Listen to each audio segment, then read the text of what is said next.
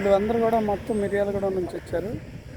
ఒక 10 మంది వరకు గొర్రెలను అక్కడ నుంచి వెహికల్స్ వేసుకొని ఈ సరౌండింగ్స్కి మినువులతో తీసేసిన తర్వాత చేల మీద మేపడానికి వచ్చారు.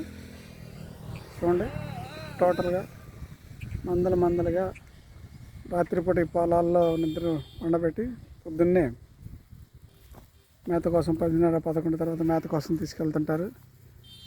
ఈ వచ్చినటువంటి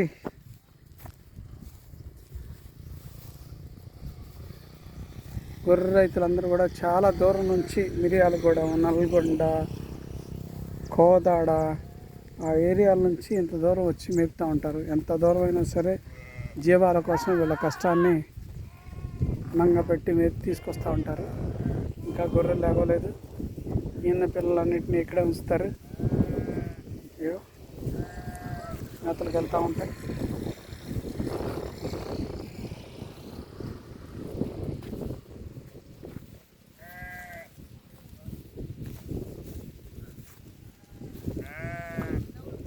కొన్ని జీవాలు అయితే దారిలోనే ఎంత ఉంటాయి, చిన్న చిన్న పిల్లలు ఉంటాయి.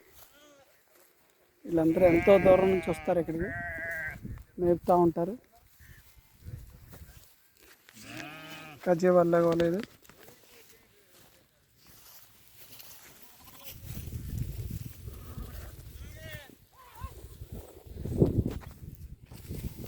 అప్పుడే ఊగిన పిల్లలన్నింటినీ ఇక్కడ వదిలేసేసి మేత కోసం చాలా మీద తోలుతూ ఉంటారు.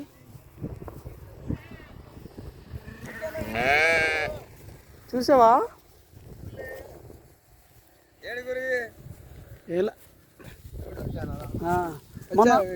మొన్న వచ్చి మొన్న పెట్టాగా మొన్న